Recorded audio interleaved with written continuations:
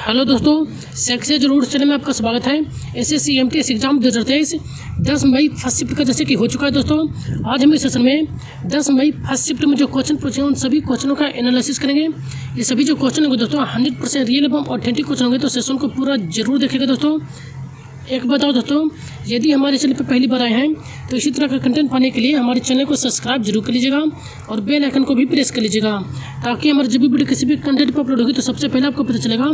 तो bell icon को भी जरूर प्रेस कर लीजिएगा और अपने दोस्तों के साथ भी अधिक से अधिक शेयर कीजिए, ताकि इसका सभी बेनिफिट उठा सकें।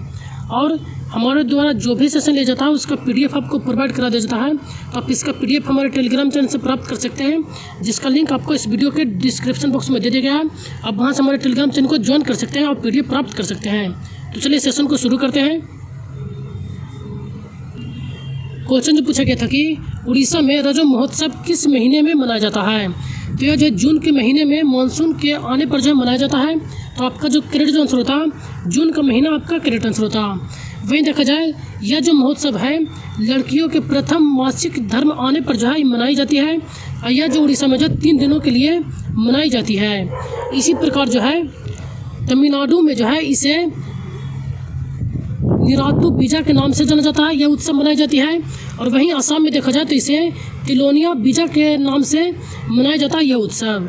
और असम में जो है यह उत्सव 7 दिनों तक मनाई जाती है। तो इन सारे एक्टिव फैक्ट को आप जरूर ध्यान में रखेगा। और कितने दिनों तक उत्सव मनाए जाते हैं यह भी क्वेश्चन पूछे जाते हैं, तो आप इसे भी जरूर ध्यान में रखिएगा। नेक्स्ट क्वेश्चन जो पूछा गया था, वर्तमान में यूपीएससी के अध्यक्ष कौन है, तो वर्तमान में जो यूपीएससी के अध्यक्ष हैं मनोज सोनी है। तो आपका जो करेक्ट आंसर होता मनोज सोनी आपका करेक्ट आंसर होता। इनका जो कार्यकाल है यह जो है अप्रैल 2022 से लेकर 27 जून 2023 तक इनका कार्यकाल है, यानी कि इसकी पद की जो समाप्ति हो जाएगी इनकी 27 जून 2023 को इनकी पद की समाप्ति हो जाएगी। चलिए अन्य एक्स्ट्रा फैक्ट को भी देख लेते हैं, जैसे कि उपाध्यक्ष और अध्यक्ष को। जैसे राज्यसभा के जो उपसभापति जो हैं हरिवंश नारायण सिंह हैं, और राज्यसभा के सत्ता पक्ष के नेता पीयूष गोयल हैं। लोकसभा के विपक्ष के नेता रिक्ता भी वर्तमान में हैं, और नीति आयोग के जो उपाध्यक्ष हैं वह राजीव कुमार हैं, और राज्यसभा के विपक्ष के नेता मल्लिकार्जुन खड़गे हैं। नीति आयोग के अध्यक्ष जो कि वर्तमान में प्रधानमंत्री होते हैं वह नरेंद्र मोदी हैं। लोकसभा के अध्यक्ष ओम बिरला हैं। मुख्य जो न्यायाधीश हैं वह यू ललित हैं, और मुख्य चुनाव आयुक्त जो कि राजीव कुमार हैं। मुख्य न्यायाधीश यू ललित और मुख्य चुनाव आयुक्त राजीव कुमार। नीति आयोग के CEO अमिताभ कांत, और वर्तमान में सॉलिसिटर जनरल जो तुषार मेहता हैं, और भारत के महान्यायवादी जो कि के वेणुगोपाल हैं। इन सारे एक्टिव फैक्ट को आप जरूर ध्यान में रखेगा। इनसे संबंधित अन्य एक्टिव फैक्ट को भी देख लेते हैं। ये आपको यूपीएससी से संबंधित जितने भी महत्वपूर्ण पॉइंट है आपको दे दिया गया है, तो आप इन्हें एक बार वीडियो पॉज करके जरूर रीड कर लीजिएगा। एग्जाम पॉइंट ऑफ व्यू से मोस्ट इंपोर्टेंट है, तो आप इसे एक बार जरूर रीड कर लीजिएगा। तो चलिए चलते हैं नेक्स्ट क्वेश्चन पर। नेक्स्ट क्वेश्चन जो पूछा गया था, हीराकुंड बांध परियोजना किस नदी पर है, तो हीराकुंड बांध परियोजना जो है महानदी पर है। तो आपका जो करेक्ट आंसर होता महानदी आपका करेक्ट आंसर होता। हीराकुंड बांध परियोजना जो कि भारत की सबसे लंबी बांध परियोजना है, और यह वहीं देखा जाए तो भारत की सबसे ऊंची जो बांध परियोजना है यह टिहरी बांध है, जो कि भागीरथी और बिलांगना नदी पर बनी हुई है। भारत की सबसे ऊंची गुरुत्वीय बांध यदि पूछा जाए तो भाखड़ा नगर जो कि सतलुज नदी पंजाब में स्थित है। और भारत की सबसे बड़ी नहर पूछा जाए तो इंदिरा गांधी नहर जो कि हरिकेन बैराज जो है उस पर जो है बनी हुई है इंदिरा गांधी नहर। भारत की सबसे ऊंची जलप्रपात यदि पूछा जाए तो यह सबसे ऊंची जो जलप्रपात है बराकी नदी पर स्थित कर्नाटक में है, जो कि सूची जलप्रपात है। सूची जलप्रपात जो कि सबसे ऊंची जलप्रपात बन चुका है, और यह बराही नदी पर कर्नाटक में स्थित है। भारत की सबसे ऊंची चोटी गॉडविन अस्टीन है, और दूसरी सबसे ऊंची चोटी जो है कंचनजंगा जो कि सिक्किम में स्थित है। सबसे बड़ी झील एवं खारे पानी की झील और सबसे बड़ी लैगून झील चिल्का झील है, जो कि उड़ीसा राज्य में स्थित है। तो इन सारे एक्स्ट्रा फैक्ट को आप जरूर ध्यान में रखेगा। नेक्स्ट क्वेश्चन जो पूछा गया था, बंगाल विभाजन कब रद्द किया गया था, तो बंगाल विभाजन जो है 1911 में रद्द किया गया था। तो आपका जो करेक्ट आंसर होता 1911 आपका करेक्ट आंसर होता। बंगाल विभाजन जो प्रारंभ जो किया गया था वो लॉर्ड कर्जन के द्वारा किया गया था 1905 ईस्वी में, और इसे जो रद्द है लॉर्ड हार्डिंग के द्वितीय के द्वारा जो है इसे रद्द किया गया था 1911 में। बांग्लादेश के राष्ट्रीय गान अमार सुनार बंगाल की रचना रविन्द्रनाथ टैगोर के द्वारा जो है, जिसमें बंगाल का विभाजन हुआ था उस समय जो है रविन्द्रनाथ टैगोर के द्वारा रचना किया गया था। और इसी विभाजन के दौरान जो है 1906 ईस्वी में मुस्लिम लीग की स्थापना भी हुआ था। और इसी वर्ष जो है 2011 में जो है 1911 में जो है जो भारत की जो राजधानी थी वह कलकत्ता से हटाकर जो है दिल्ली स्थानांतरित कर दिया गया था 1911 में। तो आप इसे भी जरूर ध्यान में रखिएगा कि 1911 में जो है भारत की राजधानी कोलकाता से हटाकर दिल्ली स्थानांतरित किया गया था। तो इन सारे एक्ट ऑफ फैक्ट को आप जरूर ध्यान में रखिएगा। नेक्स्ट क्वेश्चन जो पूछा गया था, आईसीसी वर्ल्ड कप 2023 का आयोजन कहाँ होगा? तो इसका जो आयोजन होना है यह भारत में होना है। तो आपका जो करेक्ट जो आंसर होता है भारत आपका करेक्ट आंसर होता। वहीं देखा जाए तो इससे पहले 2011 में जो है भारत जो सम्मिलित रूप से श्रीलंका बांग्लादेश के साथ जो है आईसीसी वर्ल्ड कप का मेजबानी कर चुका है।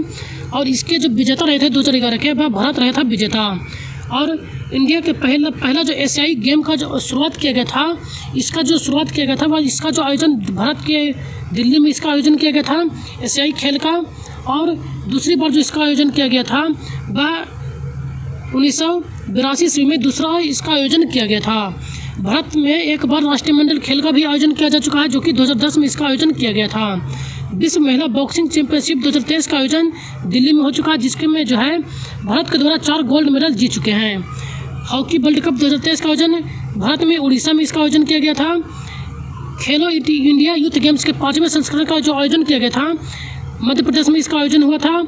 और इसका विजेता जो रही थी वह महाराष्ट्र राज्य रही थी। और इसका जो 5वां जो खेलो इंडिया यूथ गेम्स हुआ था, इसमें जो है दिल्ली और मध्य प्रदेश दोनों शहरों में मिलकर किया गया था। वहीं देखा जाए तो 36वें राष्ट्रीय खेल का आयोजन 2022 का जो इसका आयोजन होना है गुजरात में इसका आयोजन किया गया था। और आगामी 2023 का जो होना है वह गोवा में इसका आयोजन होगा। फीफा वर्ल्ड कप 2022 का आयोजन कतर में किया हुआ था, जबकि विजेता जो इसकी रही थी अर्जेंटीना और जबकि उप विजेता फ्रांस रही थी। आईसीसी T20 महिला जो वर्ल्ड कप हुआ था 2022 का, इसका आयोजन न्यूजीलैंड में आयोजित किया गया था। और 2023 का जो इसका आयोजन होना है यह साउथ अफ्रीका में इसका आयोजन होना है।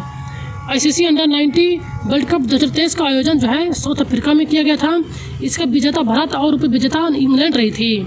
तो इन सारे एक्ट ऑफ फैक्ट को आप जरूर ध्यान में रखेगा। नेक्स्ट क्वेश्चन जो पूछा गया था, पंडित रविशंकर का संबंध किससे है? पंडित रविशंकर को किस संबंध से मतलब किस क्षेत्र से संबंधित है? तो पंडित रविशंकर का जो संबंध है यह जो है प्रतिष्ठित एक सितार वादक हैं एवं संगीतज्ञ भी हैं। तो आपका ऑप्शन में सितार वादक दिया गया था, तो आपका जो करेक्ट आंसर होता सितार वादक आपका करेक्ट आंसर होता। इन्हें जो है कौन कौन से पुरस्कार प्रदान किए गए इन्हें भी देख लेते हैं। जैसे कि इन्हें जो है भारत रत्न 1999 ईस्वी में प्रदान किया गया था। पद्म विभूषण पुरस्कार इन्हें जो है 1909 ईस्वी में, और रमन मैग्सेसे पुरस्कार 1992 में, और संगीत नाटक अकादमी पुरस्कार भी इन्हें प्रदान किया जा चुका है। और इनके द्वारा जो है कई फिल्मों में संगीत भी कर चुके हैं, जैसे कि अपू, त्रिलोकी और अनुराधा एवं गांधी फिल्मों में जो कि मोस्ट भूमिका निभाई थे। इसी फिल्म के लिए इनको जो है रमन मैग्सेसे पुरस्कार जो है प्रदान किया गया था गांधी फिल्म के लिए। तो इन सारे एक्स्ट्रा फैक्ट को आप जरूर ध्यान में रखेगा। चलिए इनसे संबंधित अन्य एक्स्ट्रा फैक्ट को भी देख लेते हैं। ये जितने भी प्रसिद्ध वादक हैं उनको आपको दे दिया गया है, आप इन्हें एक बार जरूर रीड कर लीजिएगा। जैसे कि सितार वादक से संबंधित प्रमुख कलाकार कौन कौन से हैं? जैसे कि सितार वादक जो है पंडित रविशंकर, उमा शंकर मिश्रा और बुधादित्य मुखर्जी, लीलायत खान, शाहिद परवेज और बंदे हसन, ये सभी जो है सितार वादक प्रसिद्ध व्यक्ति हैं। इसी प्रकार आप इन सबको एक बार जरूर रीड कर लीजिएगा, जिनका भी नेक्स्ट डे में आने वाली एग्जाम है, क्योंकि यहाँ से एक क्वेश्चन डिफरेंट पूछे जा रहे हैं। तो आप इन्हें जरूर देख के जाइएगा, जिनका भी नेक्स्ट डे में आने वाली एग्जाम है। तो चलिए चलते हैं नेक्स्ट क्वेश्चन पर। नेक्स्ट क्वेश्चन जो पूछा गया था, स्वराज मेरा जन्म सिद्ध अधिकार है, मैं इसे लेकर रहूँगा, यह जो नारा है किनके द्वारा दिया गया था? तो यह जो नारा है बाल गंगाधर तिलक के द्वारा दिया गया था। तो आपका जो करेक्ट आंसर होता बाल गंगाधर तिलक आपका करेक्ट आंसर होता। नीचे आपको इनसे संबंधित अन्य एक्स्ट्रा फैक्ट भी दे दिया गया है, जैसे कि उनसे संबंधित प्रसिद्ध व्यक्ति एवं उनके नारा आपको दे दिया गया है। तो आप इन्हें भी जरूर एक बार रीड कर लीजिएगा। जैसे कि जय जवान जय किसान का जो नारा है लाल बहादुर शास्त्री के द्वारा दिया गया था। मारो फिरंगी को मंगल पांडे, जय जगत विनोबा भावे, कर मत दो वल्लभ भाई पटेल, संपूर्ण क्रांति जयप्रकाश नारायण, विजय विश्व तिरंगा प्यारा श्यामलाल गुप्ता और वंदे मातरम बंकिम चटर्जी, जय जवान जनगण मन ये रविन्द्रनाथ टैगोर के द्वारा दिया गया था, साम्राज्यवाद का नाश हो भगत सिंह। तो इसी प्रकार आप इन सबको जरूर रीड कर लीजिएगा। इनसे संबंधित अन्य एक्स्ट्रा फैक्ट को भी देख लेते हैं। ये आपको दे दिया गया है तो आप इन्हें जो एक बार जरूर रीड कर लीजिएगा। तो चलिए चलते हैं नेक्स्ट क्वेश्चन पर। नेक्स्ट क्वेश्चन जो पूछा गया था, राष्ट्रपति द्रौपदी मुर्मू ने भारत को टीबी मुक्त घोषित करने का कब तक लक्ष्य रखा गया है? तो इनके द्वारा जो है 2025 तक जो है भारत को टीबी मुक्त करने का लक्ष्य रखा गया है। तो आपका जो करेक्ट आंसर होता है 2025 आपका करेक्ट आंसर होता है। चलिए अन्य प्रमुख फैक्ट को भी देख लेते हैं। जैसे कि हर घर जल पहुंचाने के जो लक्ष्य रखा गया है 2024 तक रखा गया है। भारत का प्रथम हर घर जल पहुंचाने वाला जो राज्य है वह गोवा बना है और रेबीज के मुक्त होने वाला प्रथम जो स्टेट है यह गोवा ही बना है। अन्य प्रमुख योजनाओं को भी देख लेते हैं जो कि योजनाओं को कब शुरू किया गया है। जैसे कि स्वच्छ भारत अभियान की शुरुआत जो किया गया था 2 अक्टूबर 2014 को इसकी शुरुआत किया गया था। मेक इन इंडिया की जो शुरुआत है 25 सितंबर 2014 को इसको शुरुआत किया गया था। और उज्ज्वला योजना की जो शुरुआत किया गया हुआ है 1 मई 2016 को इसको शुरू किया गया था। यूपी के बलिया से जो इसको शुरू किया गया था उज्ज्वला योजना की शुरुआत किया गया था।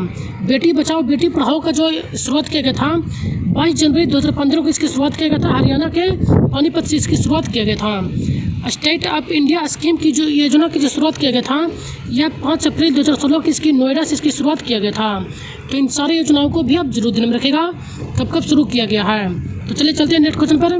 नेक्स्ट क्वेश्चन जो पूछा गया था, महारानी विक्टोरिया ने भारतीय प्रशासन को ब्रिटिश राज्य के नियंत्रण में लाने की घोषणा किस अधिनियम में की थी? तो इनके द्वारा जो घोषणा किया गया था गवर्नमेंट ऑफ इंडिया एक्ट 1858 में इसकी घोषणा किया गया था।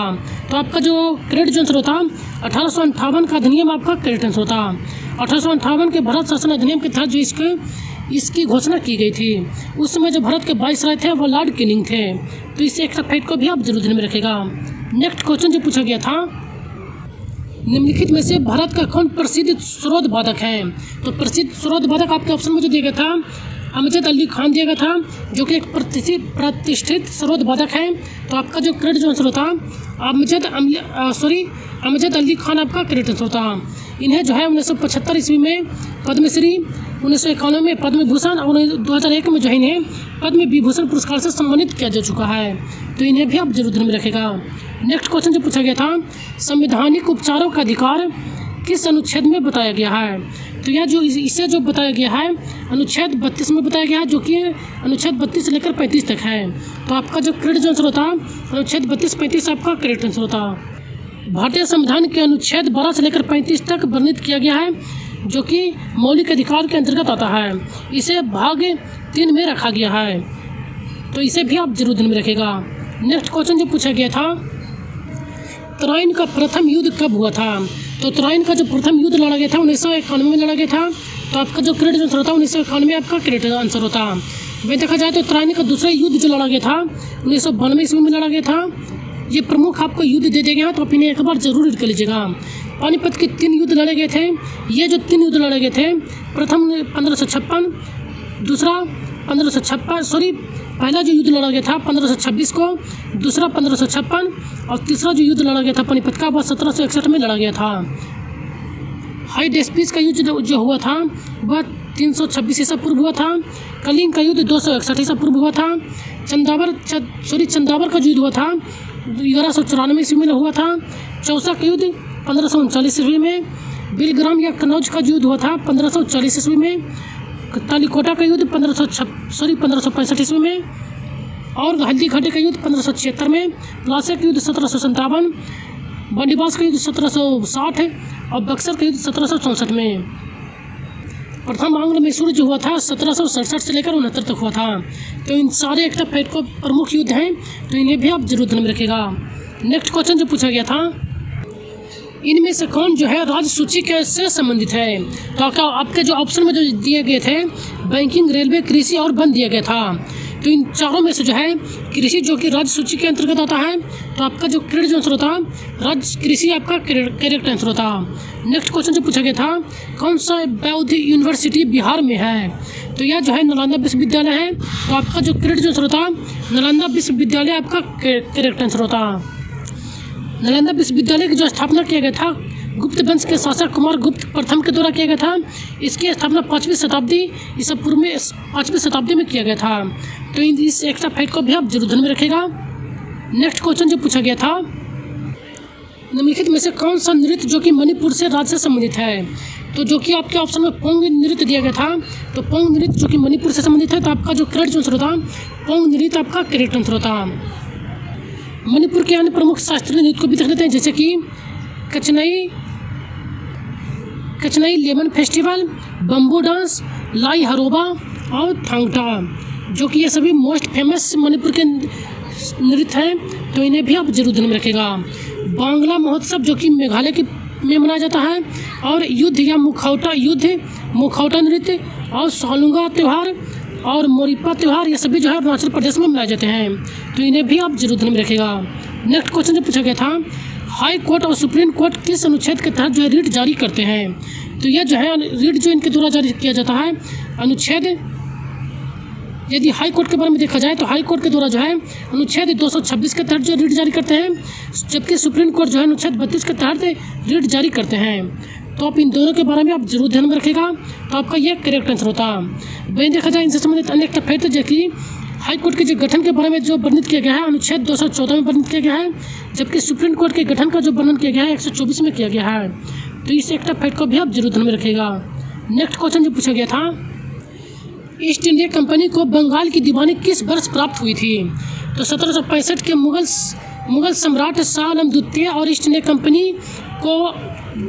कंपनी को बंगाल की और बिहार की और उड़ीसा की दीवानी प्राप्त हुई थी। तो आपका जो करेक्ट आंसर था 1765 आपका करेक्ट आंसर होता। नेक्स्ट क्वेश्चन जो पूछा गया था, रोपना कृषि कहाँ होती है, तो रोपना जो कृषि होती है, रोपना कृषि मुख्य रूप से जो है विश्व के उष्णकटिबंधीय प्रदेशों में की जाती है। तो आपका जो करेक्ट आंसर होता उष्णकटिबंधीय प्रदेश आपका करेक्ट आंसर होता। नेक्स्ट क्वेश्चन जो पूछा गया था, उज्ज्वला योजना कब लॉन्च किया गया था, तो उज्ज्वला योजना के जो लॉन्च किया गया था 1 मई 2016 को लॉन्च किया गया था। तो आपका जो करेक्ट आंसर होता 1 मई 2016 आपका करेक्ट आंसर होता। मैंने ऑलरेडी पिछला क्वेश्चन में आपको महत्वपूर्ण योजनाओं आपको दे दिया गया है, कब कब शुरू किया गया है, आप उन्हें जरूर देख लीजिएगा।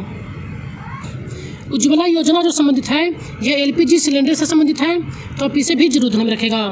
नेक्स्ट क्वेश्चन जो पूछा गया था, प्रधानमंत्री स्वनिधि किस मंत्रालय के अधीन कार्यरत है, तो यह जो है शहरी मामलों के जो मंत्रालय आते हैं उसके अंतर्गत कार्यरत है। तो आपका जो करेक्ट आंसर होता है शहरी मामलों के मंत्रालय आपका करेक्ट आंसर होता।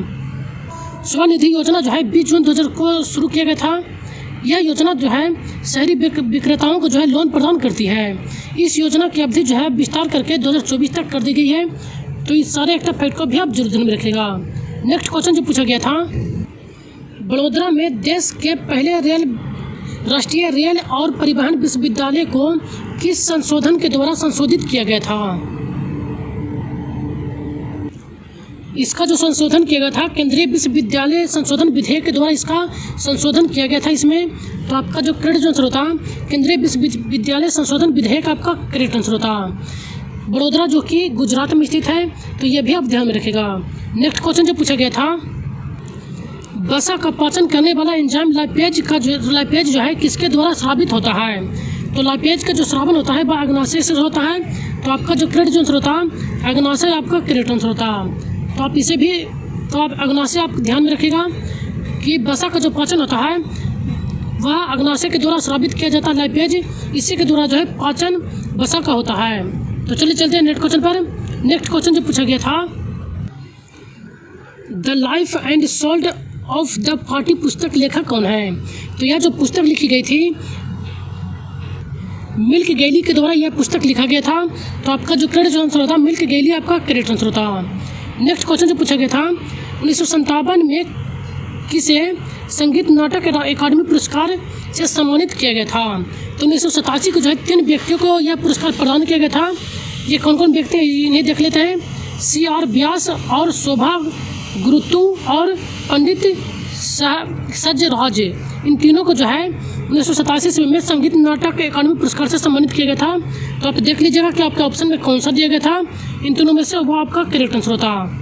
वहीं देखा जाए तो प्रथम पुरस्कार जो है संगीत नाटक अकादमी का 1952 ईस्वी में शुरू किया गया था और 1952 में जो है मुश्ताक अली हुसैन को यह पुरस्कार जो है प्रदान किया गया था, प्रथम संगीत नाटक अकादमी पुरस्कार।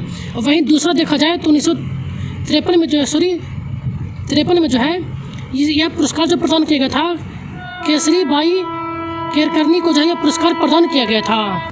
तो इन सारे एक्टा फैक्ट को आप जरूर ध्यान में रखेगा। तो चलिए चलते हैं नेक्स्ट क्वेश्चन पर। नेक्स्ट क्वेश्चन जो पूछा गया था, आत्माराम पांडुरंग ने प्रार्थना समाज की स्थापना कहाँ की थी? तो इनके द्वारा जो है आत्माराम पांडुरंग और महादेव गोविंद रनाडे और आरजी भटनागर, इन तीनों के द्वारा जो है मुंबई में 31 मार्च 1867 ईस्वी में जो है प्रार्थना समाज की स्थापना किया गया था। तो आपका जो करेक्ट आंसर होता मुंबई आपका करेक्ट आंसर होता। इसकी स्थापना कब किया गया था तो ये भी ध्यान में रखेगा, कई बार जो ये भी एग्जाम में पूछ लिए जाते हैं। इनका जो उद्देश्य था प्रार्थना समाज की, इसका जो मुख्य उद्देश्य था लोगों को केवल एक भगवान पर विश्वास कराना और केवल एक ही भगवान की पूजा करना। तो इसका उनका उद्देश्य भी आप जरूर ध्यान में रखेगा। नेक्स्ट क्वेश्चन जो पूछा गया था, पुंगचोलम किस राज्य का लोक नृत्य है? तो पुंगचोलम जो शास्त्रीय नृत्य नहीं, पुंगचोलम जो लोक नृत्य है यह मणिपुर का है। तो आपका जो करेक्ट आंसर होता मणिपुर आपका करेक्ट आंसर होता। ये दोबारा रिपीट हो गया, ये क्वेश्चन पीछे भी आ चुका है। चलिए नेक्स्ट क्वेश्चन को देख लेते हैं।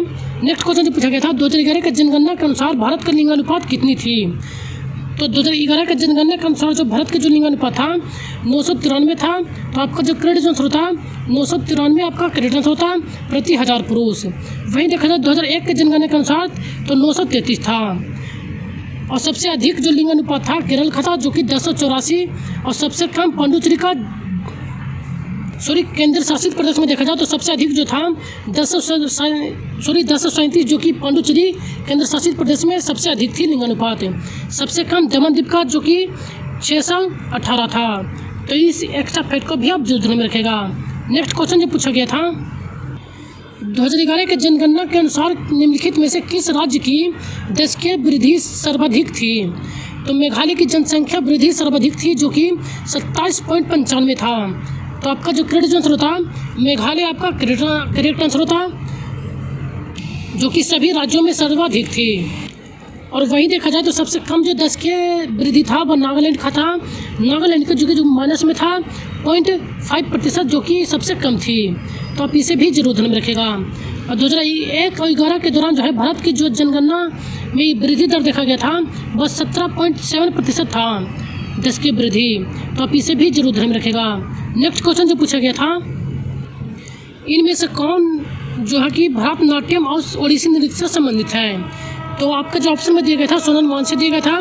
तो आपका जो करेक्ट आंसर होता सोनल मानसी आपका करेक्ट आंसर होता, जो कि भरतनाट्यम और ओडिसी नृत्य से संबंधित है। इन्हें जो है 1992 ईस्वी में पद्म भूषण पुरस्कार और 2003 में इन्हें पद्म विभूषण पुरस्कार से सम्मानित किया जा चुका है। यह जो है सबसे कम उम्र की प्राप्त करने वाली महिला थी। तो यह भी आप ध्यान में रखेगा। नवंबर 2019 में जो है इन्हें सोनल मानसी को लाइफ टाइम अचीवमेंट अवार्ड से भी सम्मानित किया जा चुका है। तो आप इन सारे एक्स्ट्रा फैक्ट को आप जरूर ध्यान में रखेगा। तो ये आज का लास्ट क्वेश्चन दोस्तों आज हमें इतना ही क्वेश्चन प्राप्त हो पाए थे। यदि कंटेंट पसंद आए तो हमारे चैनल को एक लाइक जरूर कर दीजिएगा और अपने दोस्तों के साथ भी अधिक से अधिक शेयर कीजिए ताकि इसका सभी बेनिफिट उठा सकें। और यदि हमारे चैनल पर पहली बार आए तो दोस्तों तो इसी तरह का कंटेंट पाने के लिए हमारे चैनल को सब्सक्राइब जरूर कर लीजिएगा और बेल आइकन को भी प्रेस कर लीजिएगा।